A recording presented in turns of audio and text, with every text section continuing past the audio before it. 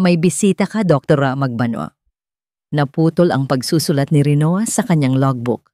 Mula sa pinto ng maliit na military clinic sa Zamboanga, sumilip ang isang nurse, may bahid ng pag-aalangan sa mukha. Kumunot ang noo ni Rinoa. Bihira siyang magkaroon ng bisitang hindi sundalo o miyembro ng pamilya ng mga ito. Sino raw? Tanong niya. Ibinababa ang kanyang ballpen. Taga DSWD daw po, ma'am. May dala siyang. Sandaling natigilan ng nurse, tila naghahanap ng tamang salita. Bata. Napatayo si Rinoa. Ang puting doctor's coat niya ay bahagyang gumalaw. Pumasok sa isip niya ang libu-libong posibilidad. Isang naulilang anak ng sundalong nasawi sa laban, isang batang natagpuan malapit sa kampo. Pumasok sa klinika ang isang babaeng nasa edad 40, may bitbit na isang baby carrier. Ngumiti ito ng formal kay Rinoa. Good morning po, Dr. Magbanua. Ako po si Mrs. Santos mula sa Department of Social Welfare and Development. Good morning, sagot ni Rinoa. Ang kanyang mga mata ay agad na napunta sa maliit na nilalang sa loob ng carrier. Isang sanggol na babae, mahimbing na natutulog, ang pisngi ay mamula-mula. Napakaganda niya. Pasensya na po sa abala. Sabi ni Mrs. Santos, inilapag ang carrier sa mesa. May iniiwan po kasing sanggol sa aming tanggapan kaninang umaga. Ang ina, hindi na nagpakita, ngunit may iniwan siyang mga dokumento. Binuksan ni Mrs. Santos ang kanyang folder at inabot kay Rinoa ang isang papel. Isang kopya ng temporary birth certificate. Naramdaman ni Rinoa ang unti-unting panlalamig ng kanyang mga kamay habang binabasa ang mga nakasulat. Ang pangalan ng ina ay Blanco. Ngunit ang linya na sumunod dito ang nagpatigil sa kanyang paghinga.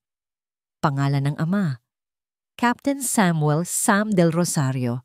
Paulit-ulit na binasa ni Rinoa ang pangalan. Captain Samuel Del Rosario, ang kanyang asawa, ang kanyang Sam. Biglang nawala ang lahat ng ingay sa paligid. Ang tunog ng electric fan, ang tawanan ng mga sundalo sa labas, ang pag-ubo ng isang pasyente sa kabilang kwarto. Lahat ay naglaho. Ang tanging naririnig niya ay ang malakas na kabog ng kanyang dibdib.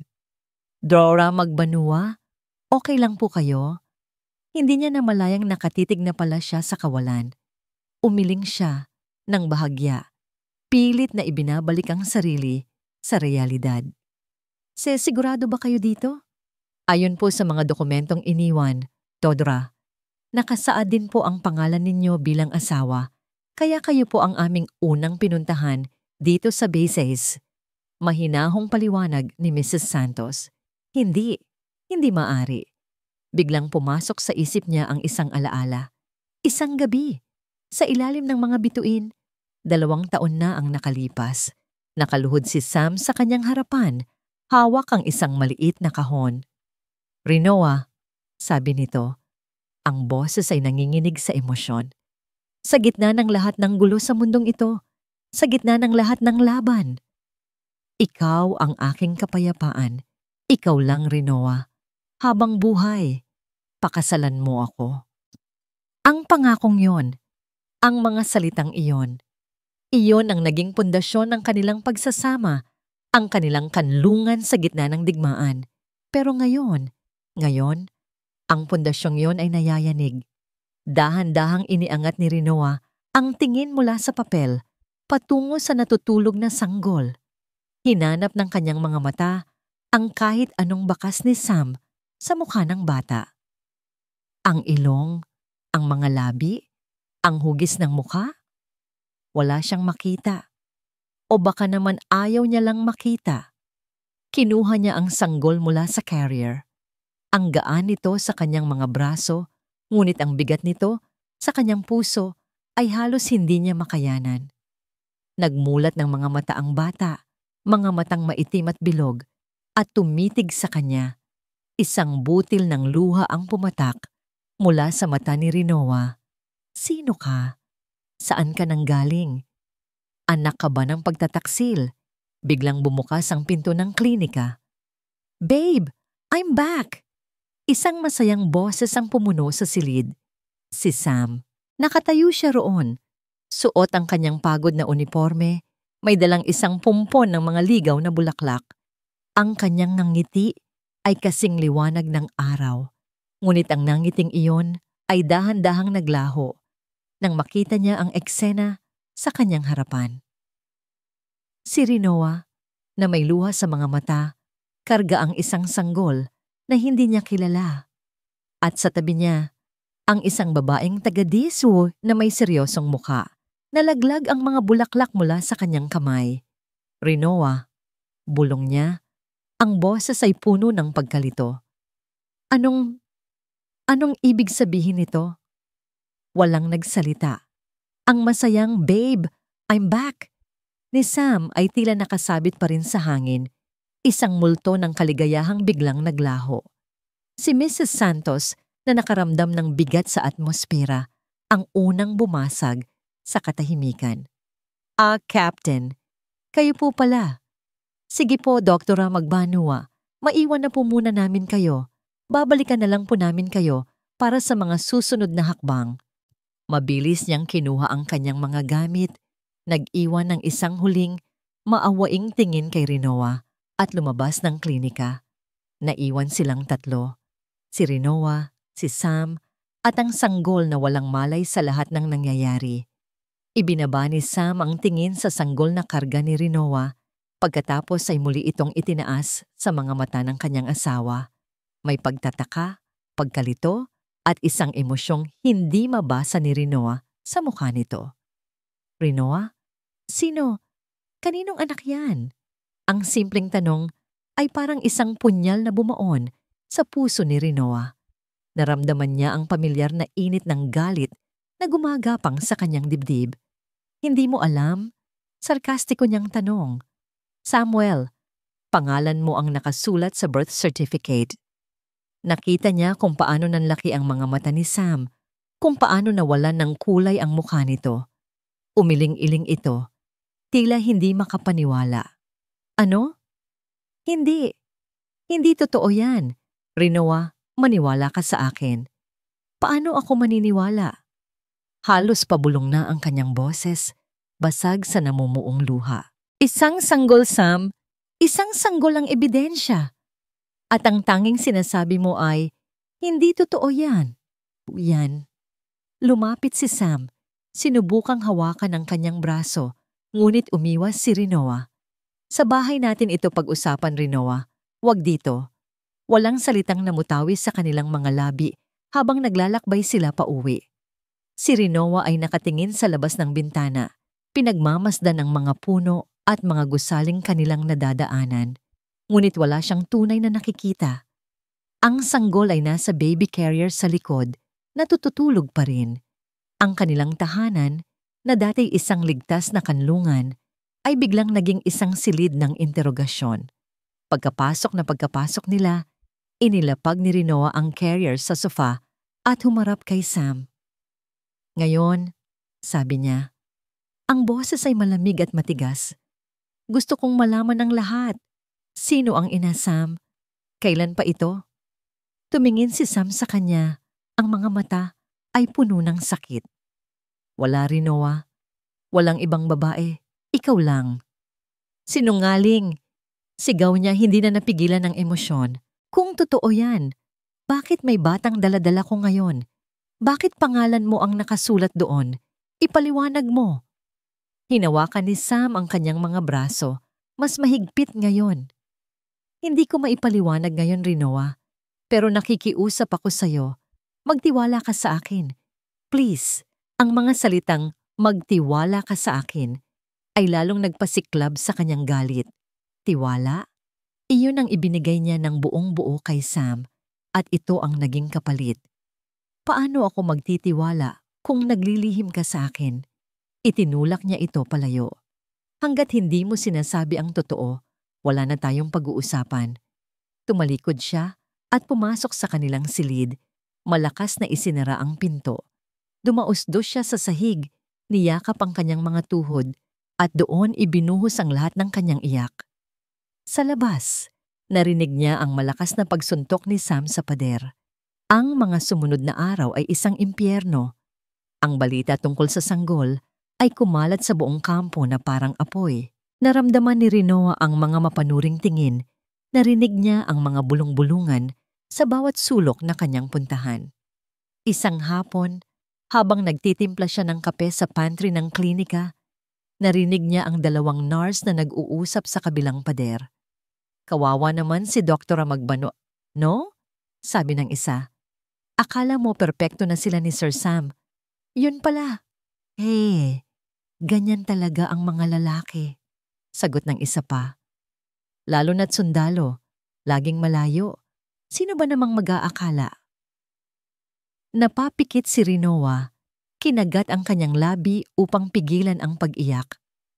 Ang pribadong sakit ng kanyang puso ay naging pampublikong tsismis. Ang sitwasyon ay lalong lumala nang ipatawag si Sam ng kanilang commanding officer, si Major Ricardo Gomez. Kilala si Major Gomez sa pagiging istrikto at walang kinikilingan. Hinarang ni Rinoa si Sam bago ito umalis papunta sa opisina ng Major. Anong sasabihin mo sa kanya? Tumingin si Sam sa kanya. Ang mukha ay pagod at puno ng alalahanin. Ang kailangan niyang malaman. Na hindi mo sasabihin sa akin ang totoo? Mapait niyang sabi. Hindi sumagot si Sam. Tumalikod lang ito at naglakad palayo. Bawat hakbang ay tila isang dagok sa dibdib ni Rinoa. Kinagabihan, mag-isa si Rinoa sa sala. Nakatulog na ang sanggol sa kanyang bisig. Natulog si Sam sa guest room. Ang kanilang bahay ay napuno ng mga pader ng pananahimik. Biglang nagring ang kanyang cellphone. Isang hindi rehistradong numero. Nag-aalangan man, sinagot niya ito. Hello? Magbano aham. Isang nanginginig na boses ng babae ang sumagot mula sa kabilang linya. Tila ito natatakot. Sino to? Tanong ni Rinoa. Biglang kinabahan. Hindi na po mahalaga kung sino ako, sabi ng babae. Pero tungkol po sa bata, may kailangan kayong malaman. Bago pa makapagsalita si Rinoa, biglang namatay ang tawag. Tuot! Tuot! Tuot! Nakatitig si Rinoa sa kanyang cellphone. Ang puso niya ay kumakabog nang napakabilis. Sino ang babaeng yon? At ano ang bagay na kailangan niyang malaman? Ang tunog ng patay na linya sa telepono ay umalingaw-ngaw sa tahimik na sala. Tuot! Tuot! Tuot! Para kay Rinoa, hindi lang yun tunog ng isang naputol na tawag. Iyon ang tunog ng pag-asa na biglang pinatay. Sino ang babaeng yon? Anong ibig niyang sabihin? Ang boses nito, puno ng takot, ay nag-iwan ng mas maraming tanong kaysa sagot. At sa gitna ng lahat ng kalituhan, isang malamig na pamilyar na pakiramdam ang gumapang sa kanyang puso. Ang pakiramdam ng pagtataksil. Bigla, wala na siya sa sala ng bahay nila sa Zamboanga. Nasa loob na siya ng isang maliit na apartment sa Maynila. 5 taon na ang nakalipas. Kakagraduate lang niya ng medisina. May nobyo siyang pinangarap niyang makasama habang buhay. Isang araw, umuwi siya ng maaga para sorpresahin ito. Siya ang nasorpresa. Ang imahe ng nobyo niya na may kasamang ibang babae sa sarili nilang kama ay nakatatak pa rin sa kanyang isip. Ang sakit, ang kahihiyan, ang biglaang pagguho ng lahat ng pinaniwalaan niya. Hindi ko sinasadya, sabi nito noon. Magtiwala ka sa akin. Parehong mga salita, parehong kasinungalingan. Ipinikit ni Rinoa ang kanyang mga mata. Pilit na iwinawaksi ang anino ng kahapon. Ngunit huli na ang lahat.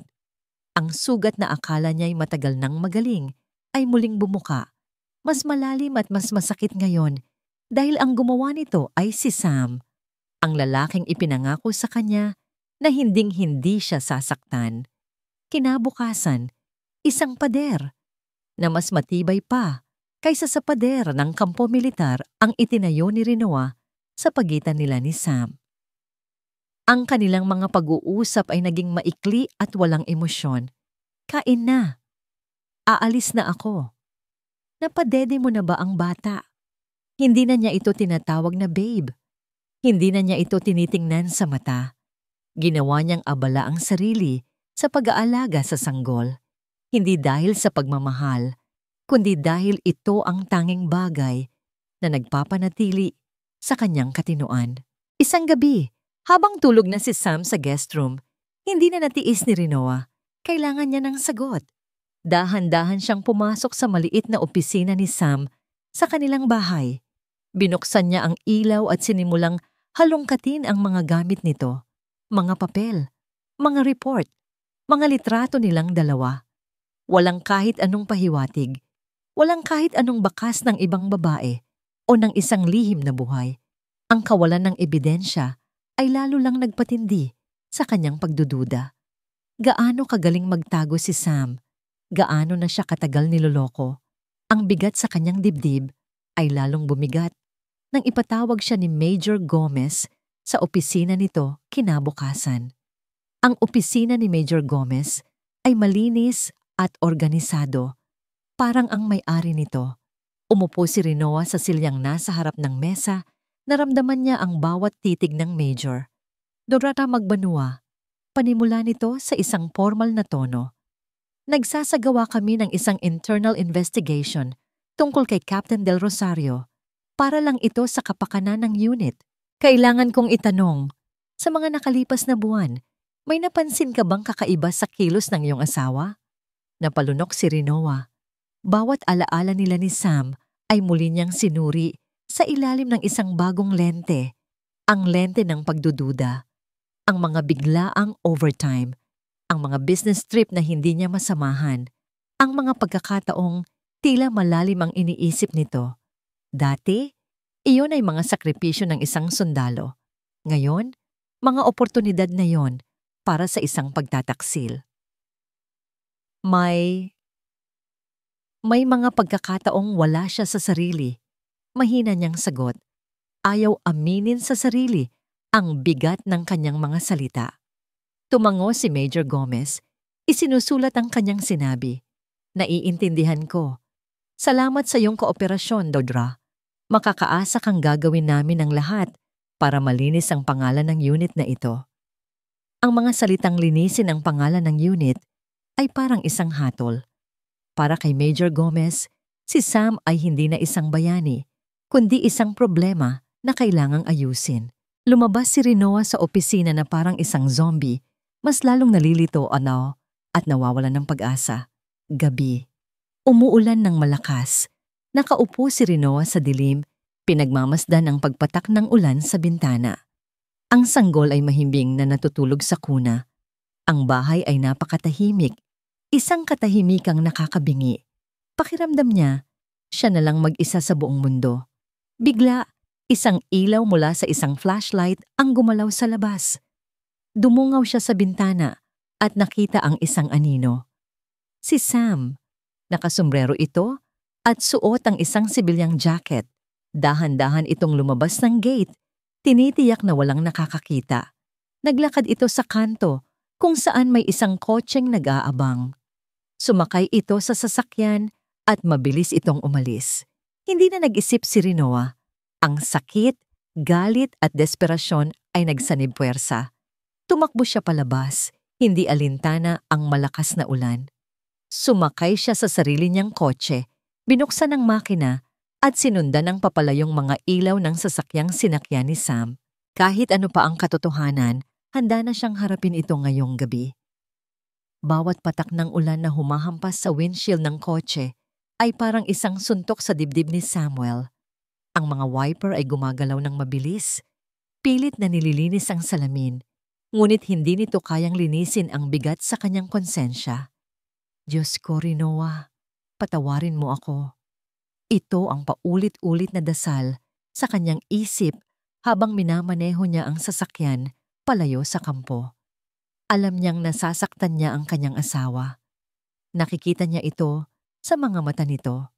Mga matang dati puno ng pagmamahal, ngayoy puno na ng pagdududa at sakit. Ngunit wala siyang pagpipilian. May isang pangako siyang kailangang tuparin. Isang pangakong binitiwan niya sa isang kaibigang nagbuwis ng buhay. Huminto siya sa tapat ng isang maliit at hindi kapansin-pansing coffee shop sa labas ng bayan. Ito ang lugar na napili niya, malayo sa mga matang mapanghusga ng kampo. Pagpasok niya, agad siyang sinalubong ng paisang babaeng nakasalamin at may dalang briefcase. Captain Del Rosario, bati nito, inilahad ang kamay. Attorney Reyes. Salamat sa pagpunta, attorney, sagot ni Sam. Umupo sila sa isang mesa sa pinakasulok ng kapihan. Diretso na tayo sa punto, Captain. Alam kong delikado ang oras mo, sabi ng abogado. Tungkol ito sa batang nasa pangangalaga ninyo ngayon. Tumango si Sam. Gusto ko siyang ampunin ng legal, pero kailangan itong gawin ng tahimik.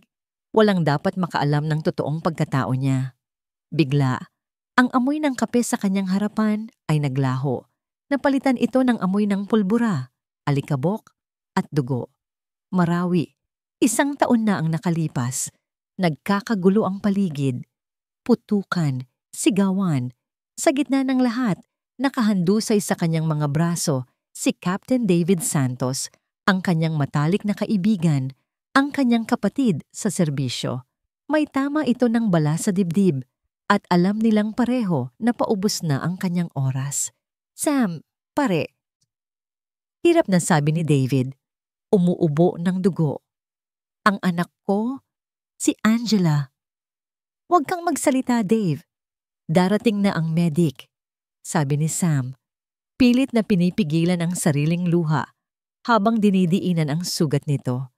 Umiling si David. Isang mapait na ngiti ang sumilay sa kanyang mga labi. Huli na. Pakinggan mo ako. Hinawakan nito nang mahigpit ang braso ni Sam. Ang pamilya ng nanay niya. Hindi nila tanggap ang bata. Kukunin nila siya pag nalaman nilang wala na ako. Huwag mong hahayaan, Sam.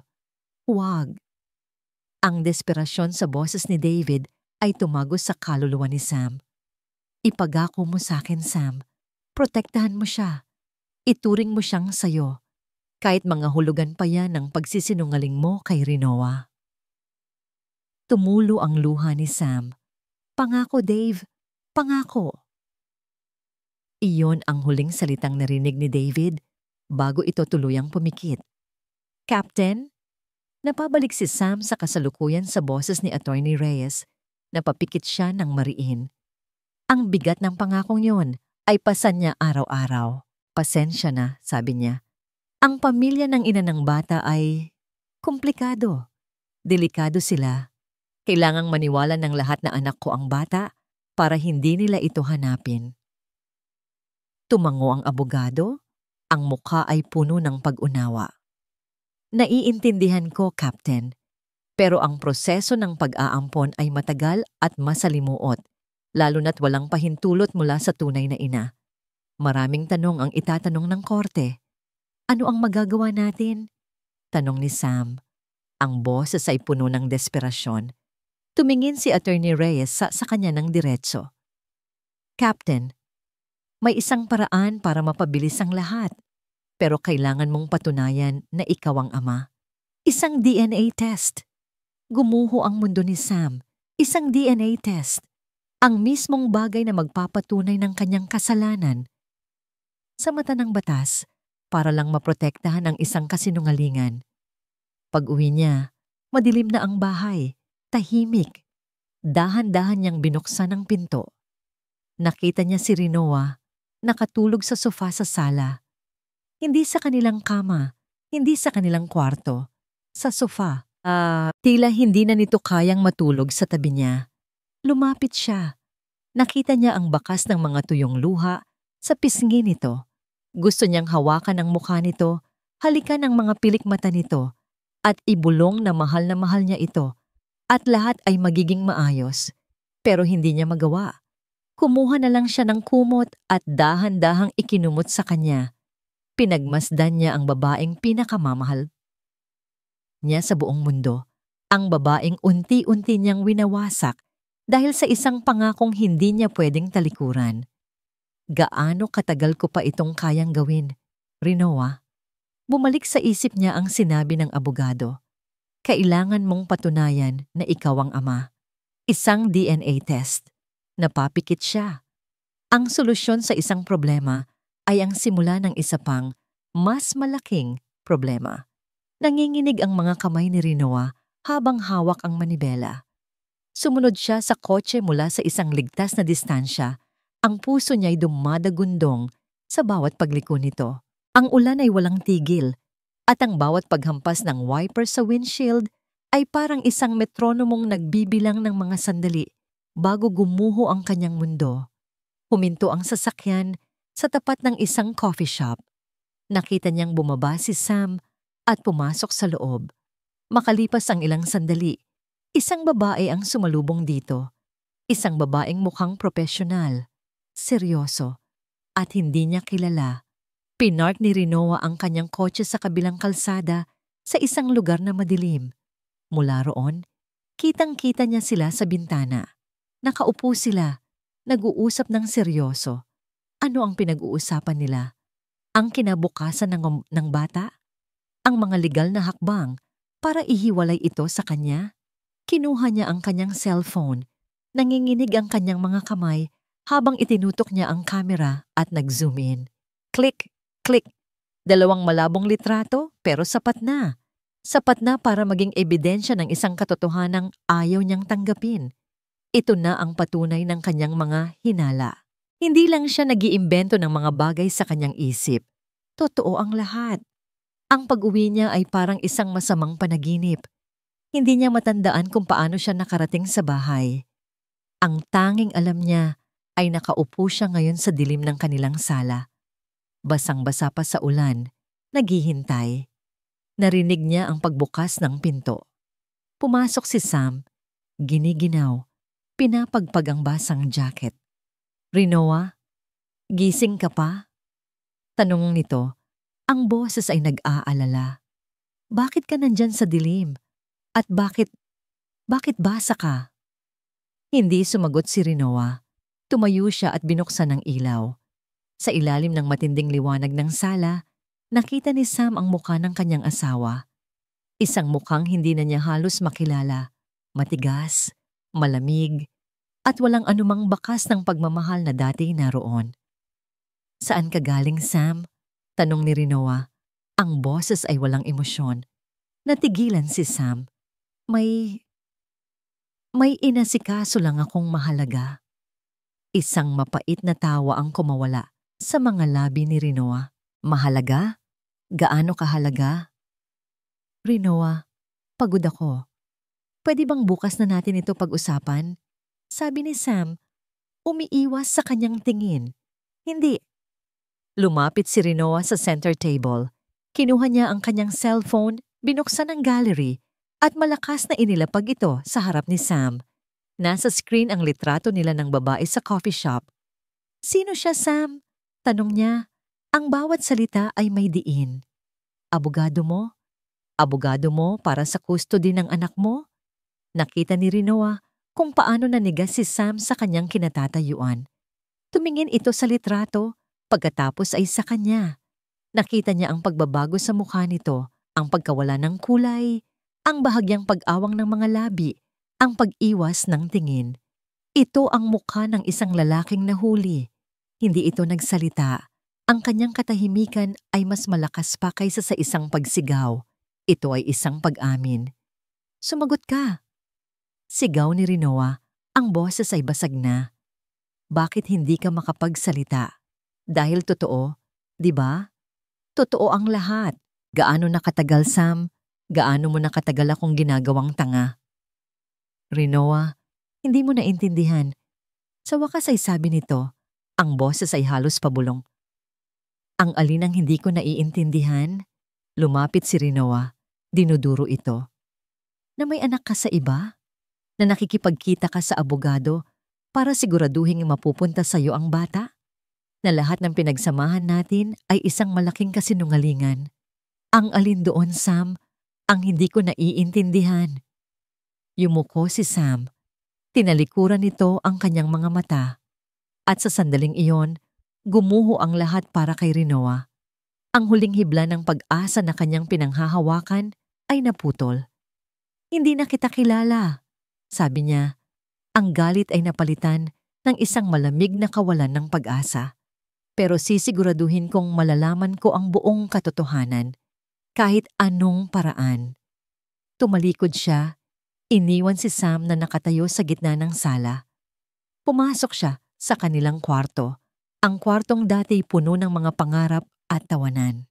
Ngayon, para itong isang kulungan. Sa sobrang galit at sakit, sinimulan niyang buksan ang mga drawer ni Sam. Inihagis niya ang mga damit nito sa sahig. Binuksan niya ang aparador. Hinahanap ang kahit ano. Isang sulat, isang litrato, kahit ano pa na magbibigay sa kanya ng kasagutan. Wala siyang nakita. Napaluhod siya sa sahig, umiiyak, napapaligiran ng mga gamit ng lalaking minsan niyang minahal ng buong puso. Habang gumagapang ang kanyang mga kamay sa ilalim ng kama, sa pag-asang may makikita pa, isang bagay na matigas ang kanyang nasagi. Isang kahon. Hinila niya ito palabas. Isa itong luma at berdeng military box, ang uri na ginagamit ng mga sundalo para sa kanilang mga personal na gamit. At nakalak ito. Nakatitig si Rinoa sa kahon na nasa kanyang harapan. Isang padlock na kulay tanso ang nagsesiguro dito. Isang maliit na bagay na nagiging hadlang sa pagitan niya at ng katotohanang matagal na niyang hinahanap. Para sa isang doktor na sanay magbukas ng mga sugat para humanap ng lunas, ang lock na ito ay isang hamon na hindi niya uurungan. Tumayo siya. Ang mga luha ay pinunasan ng likod ng kanyang palad. Puno ng determinasyon, lumabas siya ng kwarto at nagtungo sa maliit na bodega kung saan nakatago ang toolbox ni Sam. Kinuha niya ang isang pares ng bolt cutters. Ang malamig na bakal ay nagbibigay ng kakaibang tapang sa kanyang nanginginig na mga kamay. Pagbalik niya sa kwarto, umupo siya sa sahig sa harap ng kahon. Inilagay niya ang matulis na dulo ng cutter sa paligid ng lock. Huminga siya ng malalim. Ang alaala ng masayang mukha ni Sam. 2. Ang pangako niya sa harap ng altar. 3. Click! Ang tunog ng nabaling metal ay umalingaw-ngaw sa tahimik na silid. Bukas na. Nanginginig ang mga kamay ni Rinoa habang dahan-dahan niyang itinaas ang takip ng kahon. Ang amoy ng lumang papel at ng natatagong sikreto ang sumalubong sa kanya. Ang nasa ibabaw ay mga lumang litrato. Mga litrato ni Sam kasama ang mga kapwa niya sundalo. Nakita niya ang pamilyar na mukha ni David Santos, ang matalik nitong kaibigan na nasawi sa Marawi. Magkaakbay sila. Nakangiti ng malapad. Sa ilalim nito, may mga medalya at ilang mga sulat mula sa kanya noong bago pa lang sila. Ipinilig ni Rinoa ang kanyang ulo. Hindi ito ang hinahanap niya. Maingat niyang inalis ang mga litrato. Sa ilalim may isang makapal na brown envelope. Walang anumang nakasulat. Simple lang. Binuksan niya ito. Ang kanyang puso ay nagsimulang kumabog ng napakabilis. Bawat tibok ay isang malakas na dagundong sa kanyang mga tainga. Ang laman nito ay isang folder. Dahan-dahan niyang binuksan ang folder. Ang unang bagay na nakita niya ay isang letterhead. Ang logo ng isang kilalang medical laboratory sa Maynila. At sa ilalim nito, ang mga salitang nagpatigil sa kanyang paghinga. Paternity test result. Ito na. Ito na ang katapusan. Ang kanyang mga mata ay mabilis na naglakbay sa pahina. Hinahanap ang mga pangalan. Alleged father, Samuel A. Del Rosario. Child, baby girl, Santos. Napapikit siya ng mariin. Ayaw na niyang basahin ang susunod na linya. Ngunit pinilit niya ang kanyang sarili. Kailangan niyang malaman. Kailangan niyang tapusin ito. Binuksan niyang muli ang kanyang mga mata. At doon, sa ilalim ng lahat ng teknikal na detalye at mga numero, nakasulat sa malalaking letra ang konklusyon, probability of paternity, 0.00% conclusion, Samuel A. Del Rosario is excluded as the biological father of the child. Ano? Paulit-ulit na binasa ni Rinoa ang mga salita. 0.00% excluded as the biological father. Hindi maaari. Paano? Ang lahat ng galit na kanyang naramdaman ay biglang napalitan ng isang malawak at nakalilitong kawalan. Kung hindi si Sam ang ama, bakit? Bakit niya ito itinago? Bakit siya nagsinungaling? Bakit siya nakikipagkita sa abogado? Bakit niya hinayaang isipin ng lahat, pati na siya, na nagtaksil ito? Ang mga tanong ay bumuhos sa kanyang isip na parang isang malakas na agos at wala siyang mahanap na sagot. Habang ibinabalik niya ang papel sa folder, may nasagi ang kanyang mga daliri, isang bagay na mas luma, mas manipis, nakasuksok sa likod ng folder, isang sobre. Luma na ito at medyo naninilaw na ang papel. Nakasulat sa labas, sa sulat kamay na pamilyar sa kanya, ang mga salitang, para kay Sam nanginginig niyang binuksan ang sobre. Sa loob, may isang piraso ng papel na nakatupi. Binuklat niya ito. Ito ang sulat kamay ni David Santos. Ang hangin sa silid ay tila biglang naubos. Nakatitig si Rinoa sa sulat kamay ni David. Pamilyar ito sa kanya. Madalas siyang makatanggap ng mga munting regalo o pasalubong mula kay David na may kasamang card na ganito ang sulat. Isang sulat kamay na puno ng buhay at sigla. Ngunit ngayon, ito ay parang isang mensahe mula sa kabilang buhay. Nanginginig ang kanyang mga kamay habang sinisimulan niyang basahin.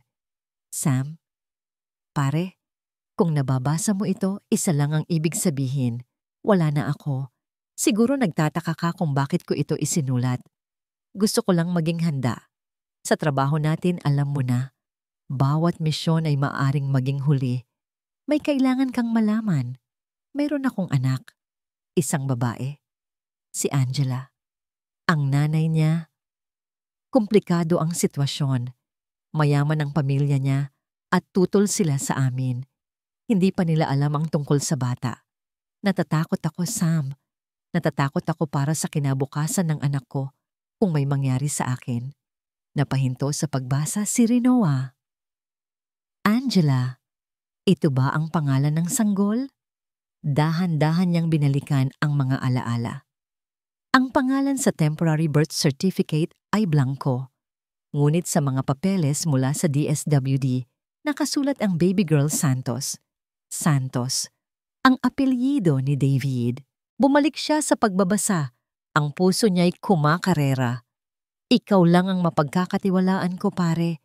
Ikaw lang ang nakakakilala sa akin ng lubusan. May pakiusap ako sa'yo. Isang huling pakiusap ng isang kaibigan. Kung mawala ako, hanapin mo ang anak ko. Huwag mo siyang hahayaang makuha ng pamilya ng nanay niya. Alam kong gagawin nila ang lahat para itago siya, para burahin ang koneksyon niya sa akin. Kukunin nila siya at hindi ko na alam kung saan siya dadalhin. Kaya nakikiusap ako sa'yo. Ang mga sumunod na salita ay tila isinulat ng may bigat at pag-aalangan. Sam, pare, kung mabasa mo ito, ibig sabihin wala na ako. Ingatan mo sana ang anak ko. Huwag mo siyang hahayaang makuha ng pamilya niya. Ituring mo siyang sayo, kahit mga hulugan pa yan ang pagsisinungaling mo kay Rinoa. Sa huling pangungusap na yon, nabitawan ni Rinoa ang sulat. Nahulog ito sa sahig na parang isang tuyong dahon.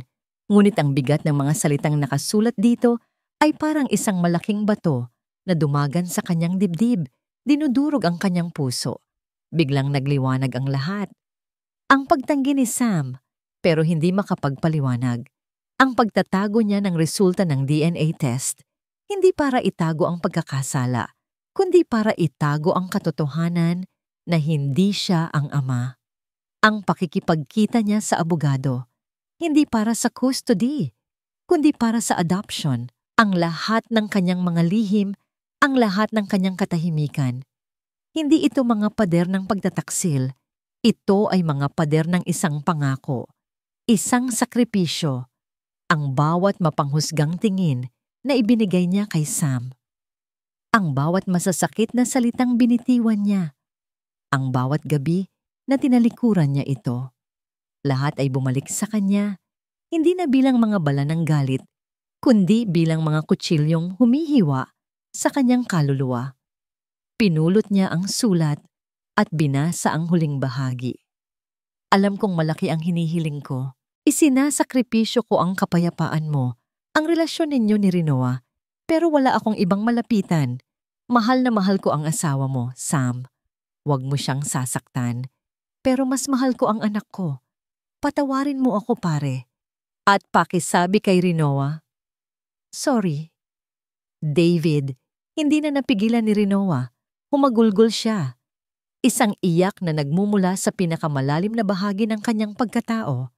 Isang iyak ng pagsisisi, ng kahihiyan, ng pag-unawa, at ng matinding sakit para sa lahat. Para kay David, para sa sanggol, para sa sarili niya, at higit sa lahat, para kay Sam.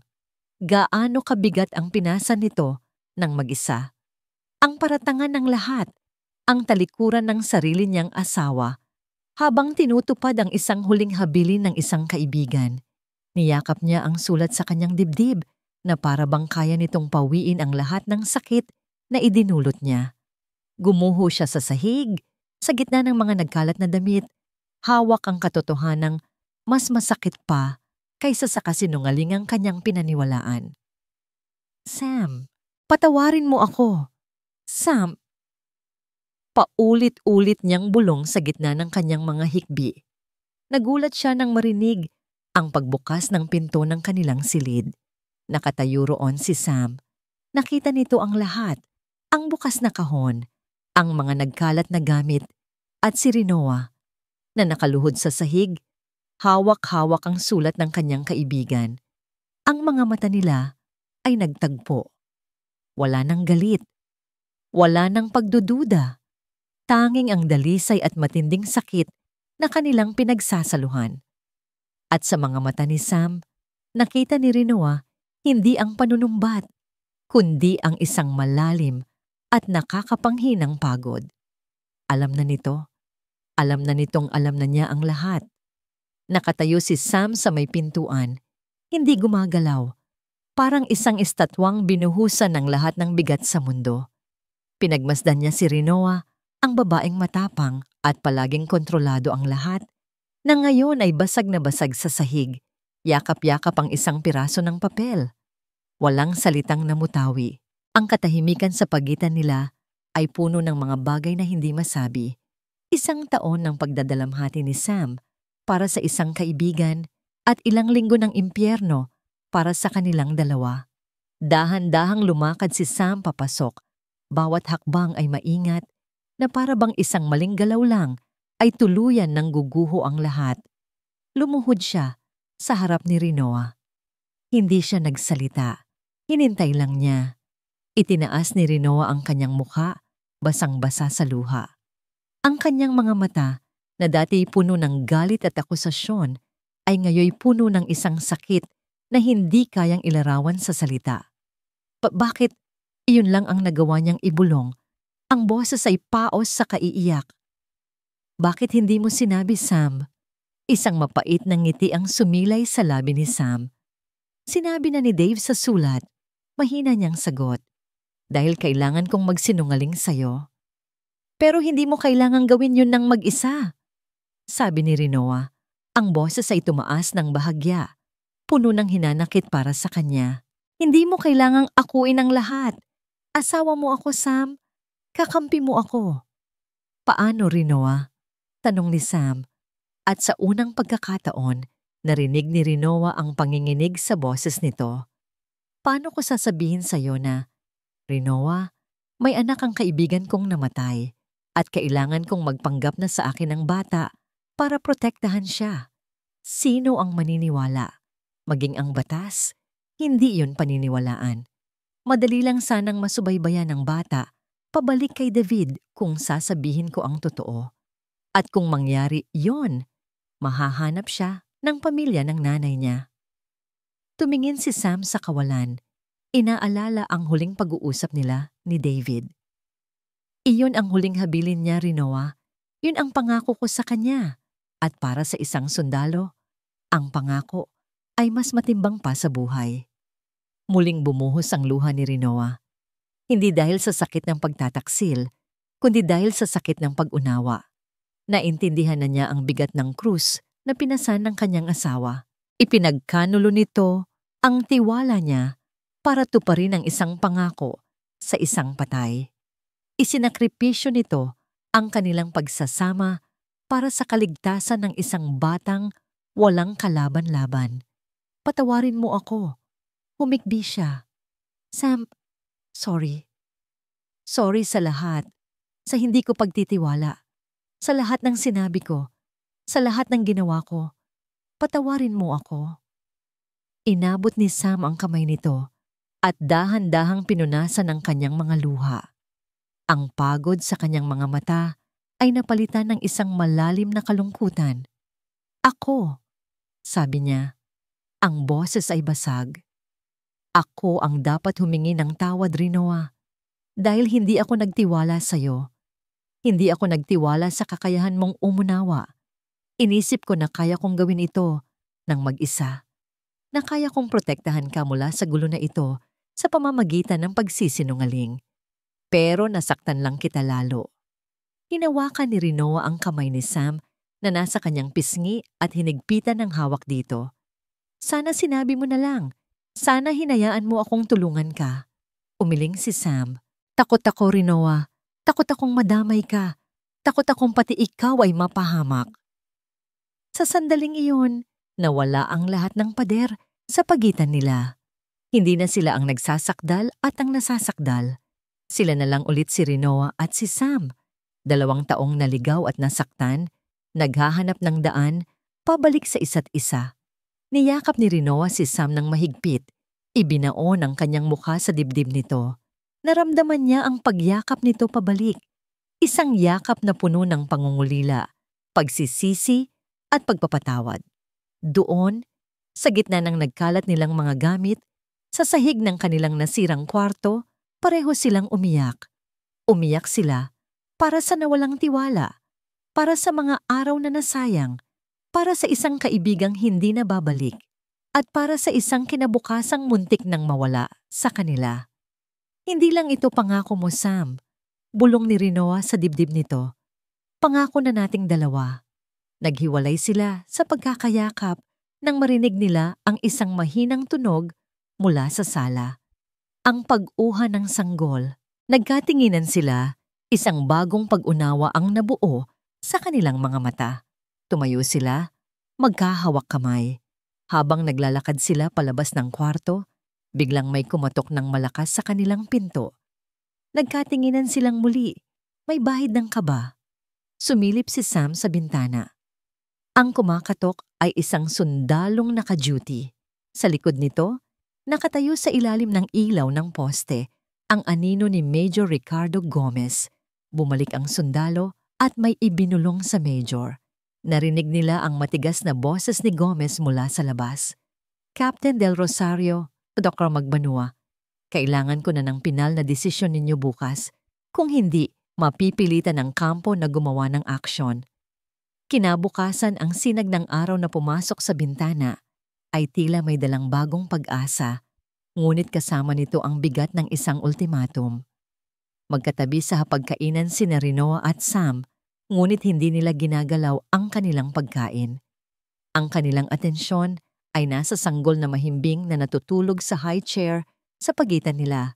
Kagabi, matapos ang pag-uusap nila, sabay nilang pinalitan ang lampin nito, sabay na pinadede.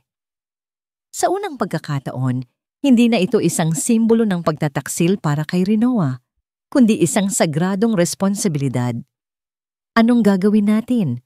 Basag ni Rinoa sa katahimikan. Tumingin si Sam sa kanya at sa unang pagkakataon, sa loob ng maraming linggo, nakita niya ulit ang determinasyon sa mga mata nito, ang mga mata ng isang kapitan na hindi uurong sa laban. Gagawin natin ang tama, sabi ni Sam. Hinawakan nito ang kanyang kamay sa ibabaw ng mesa. Gagawin natin ito nang magkasama. Isang oras ang lumipas, sabay silang naglakad papasok sa opisina ni Mayor Ricardo Gomez. Hindi sila tulad ng dalawang taong isinusuko ang kanilang sarili. Naglalakad sila ng taas noo, magkahawak kamay, isang nagkakaisang prente. Nasa likod ng kanyang mesa si Major Gomez, ang muka ay kasing tigas ng dati. Sa tabi niya ay isang legal officer ng militar. Ang hangin sa loob ng opisina ay mabigat at formal. "Maupo kayo," sabi ng Major, hindi nag-abalang ngumiti. Umupo sina Rinoa at Sam, hindi binibitawan ang kamay ng isa't isa. "Captain Dr. Magbanua," panimula ng Major, "nandito tayo para tapusin ang usaping ito. Ang sitwasyon ay nagdulot na ng hindi magandang impresyon sa unit. Kailangan na ng resolusyon. Captain, handa ka na bang aminin ang responsibilidad mo sa bata?" Sa halip na si Sam ang sumagot, si Rinoa ang nagsalita. Ang boses ay kalmado at matatag. "Major, bago po ang lahat may kailangan po kayong malaman. Ang katotohanan." Inilabas ni Sam mula sa dala niyang folder ang resulta ng DNA test at ang sulat ni David Santos. Dahan-dahan niya itong inilapag sa mesa ni Major Gomez. "Ano ito?" tanong ng Major. Kumunot ang noo. "Ang una po," paliwanag ni Rinoa, "ay ang resulta ng DNA test na nagpapatunay na si Captain Del Rosario ay hindi ang ama ng bata." Nakita ni Rinoa ang bahagyang pagkabigla sa mukha ng Major at ng legal officer. Kinuha ni Gomez ang papel at mabilis itong binasa. "At ang pangalawa, Major?" Pagpapatuloy ni Sam, ang boses ay puno ng respeto ngunit matigas, ay ang sulat mula sa tunay na ama ng bata, si Captain David Santos. Sa pagbanggit ng pangalan ni David, isang bayani ng kanilang unit, natigilan si Major Gomez. Dahan-dahan niyang kinuha ang naninilaw na sulat. Habang binabasa niya ito, nakita ni Rinoa ang unti-unting pagbabago sa kanyang mukha. Ang tigas ay napalitan ng pagkalito, pagkatapos ay ng pag-unawa, at sa huli, ng isang malalim at tahimik na paggalang. Pagkatapos basahin, maingat niyang ibinaba ang sulat.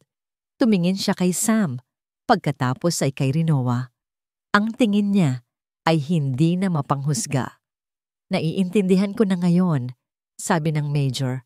Ang boses ay mas mahina na. "Pero hindi nito binabago ang katotohanan, Captain. Nagsinungaling ka sa iyong commanding officer. Nagdulot ka ng gulo sa unit." "Opo, sir," sagot ni Sam ng walang pag-aalinlangan. "At handa po akong harapin ang anumang parusa para doon. Ngunit ginawa ko po iyon para tuparin ang isang pangako at protektahan ang isang batang walang magulang. At bilang asawa niya, at bilang isang doktor," dagdag ni Rinoa, "buong puso ko pong sinusuportahan ang kanyang desisyon. Hindi po namin hinihiling na baliwalain ninyo ang regulasyon. Ang hinihiling po namin ay pag-unawa." Itinuro niya ang folder. "Major, nakahanda po ako ng isang plano. Isang plano para sa legal na pag-aampon ng bata sa ilalim ng aming pangangalaga. Bilang doktor, sisiguraduhin kong makukuha niya ang lahat ng kanyang pangangailangang medikal. Bilang pamilya, ibibigay namin sa kanya ang isang tahanang puno ng pagmamahal. Ang kailangan lang po namin ay ang suporta ng unit na ito." Nagkaroon ng mahabang katahimikan. Nagkatinginan si Major Gomez at ang kanyang legal officer. Tila nag-uusap sila sa pamamagitan lang ng mga mata. Sa wakas, huminga ng malalim si Major Gomez. Tumingin siya ng diretso kay Sam. "Captain Del Rosario, ang pagtupad sa isang pangako sa isang kapatid sa serbisyo ay isa sa mga pinakamataas na uri ng karangalan.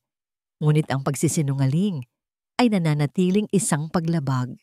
Tumayo siya. "Magkakaroon ka pa rin ng reprimand sa iyong record. Ngunit tungkol sa bata?" Naglakad siya paikot sa kanyang mesa at huminto sa harap nilang dalawa. "Kung gayon," sabi niya, ang boses ay formal pa rin, ngunit may bahid na ng init. "May mga papeles kayong kailangang pirmahan."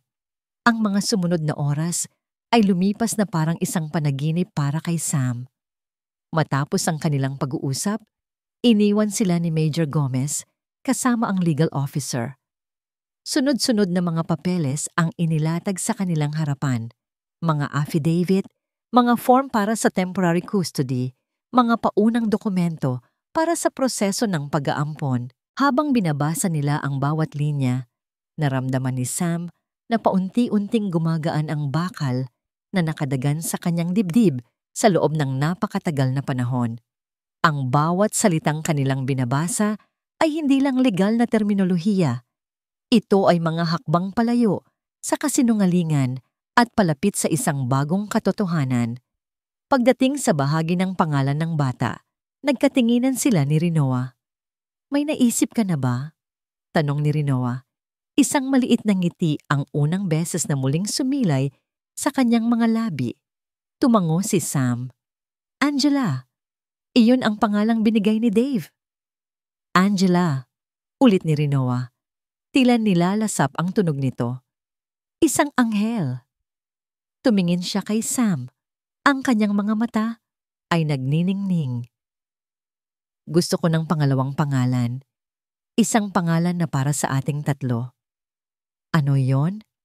"Pag-asa." Angela Pag-asa. Anghel ng pag-asa. Napangiti si Sam, isang tunay na ngiti na nagmumula sa puso. "Perpekto." Kinuha ni Rinoa ang ballpen. "Sabay tayo," sabi niya. Pinatong ni Sam ang kanyang kamay sa ibabaw ng kamay ni Rinoa. Magkasama, dahan-dahan nilang isinulat ang pangalan sa papel. Angela Pag-asa, Magbanua del Rosario. Pagkatapos, isa-isa nilang pinirmahan ang bawat dokumento. Sa bawat lagda, naramdaman ni Sam ang pagbabalik ng lakas sa kanyang pagkatao. Hindi na siya si Captain del Rosario na may itinatagong kasalanan. Siya na si Sam, isang asawa at isang ama. Nang matapos ang lahat, tinanggap ng legal officer ang mga papeles. "Sisiguraduhin naming mapapabilis ang proseso sa abot ng aming makakaya," sabi nito. May kasamang isang magalang na tango. Bago sila umalis, muli silang hinarap ni Major Gomez. "Captain," sabi nito, inilahad ang kamay. "Ginawa mo ang nararapat." Tinanggap ni Sam ang kamay. "Salamat po, sir." "At Doktora Magbanua," sabi ng Major, bumaling kay Rinoa. "Mapalad si Captain del Rosario na may asawa siyang katulad mo." Isang simpleng tango lang ang isinagot ni Rinoa, ngunit puno ito ng pasasalamat. Ang paglalakad nila palabas ng opisina ay ibang-iba sa kanilang pagpasok. Ang bigat sa kanilang mga balikat ay napalitan ng isang magaan na pakiramdam.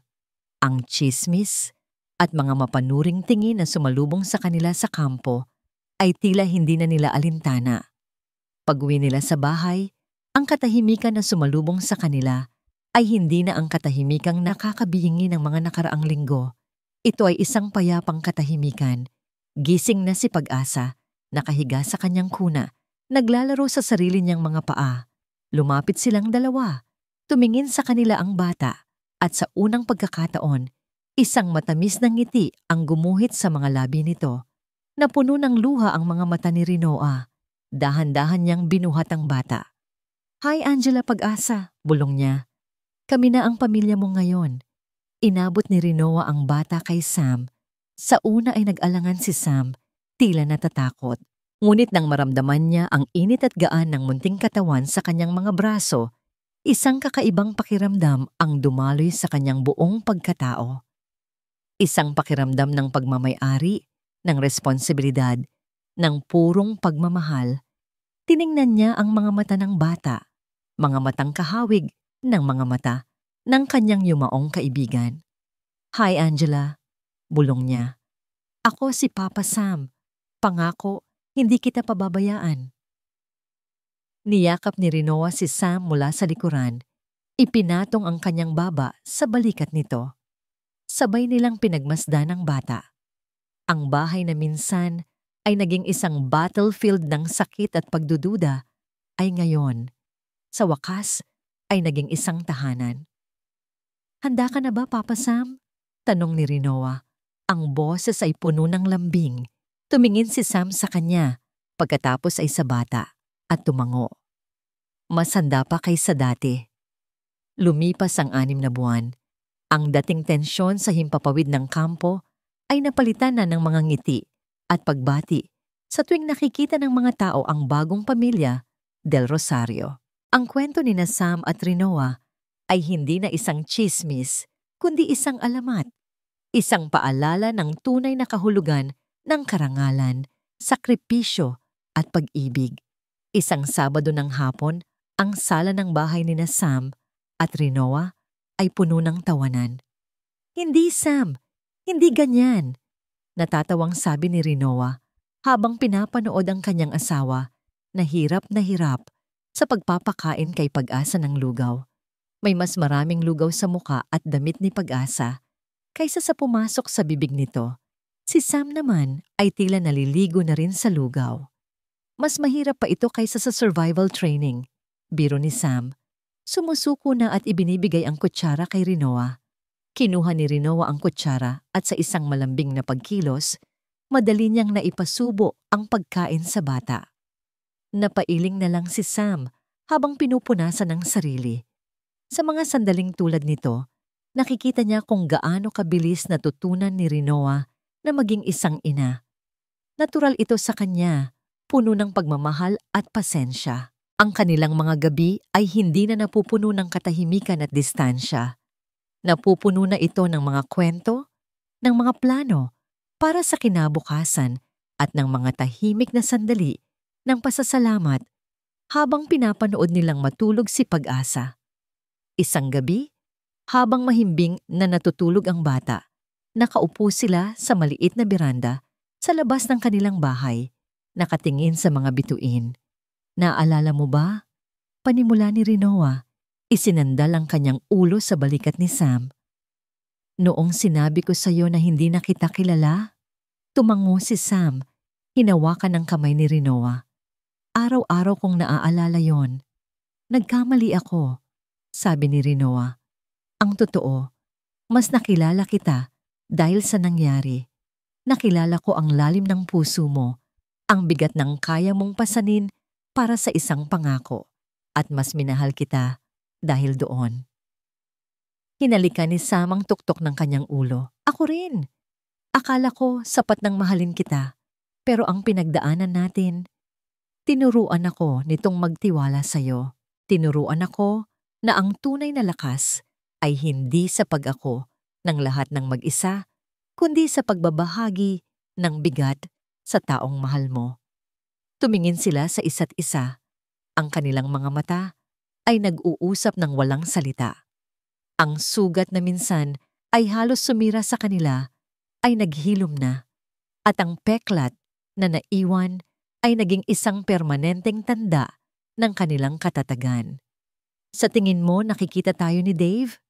tanong ni Sam. Tumingala sa langit. Ngumiti si Rinoa. "Sigurado ako. At sigurado akong masaya siya." Tumayo sila at pumasok sa loob. Dumiretso sila sa kwarto ni Pag-asa. Nakatayo sila sa tabi ng kuna, pinagmamasdan ang munting anghel na natutulog ng mahimbing. Ang dibdib nito ay marahang tumataas baba. Sa ilalim ng malabong ilaw ng lampshade, nakita nila ang isang pamilya.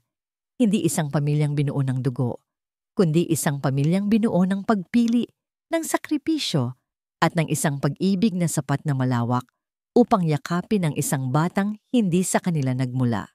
Hinawakan ni Sam ang baywang ni Rinoa at hinila ito palapit sa kanya. Niyakap siya ni Rinoa pabalik. Ang kanilang mga puso ay tumitibok bilang isa. "Nasa bahay na tayo."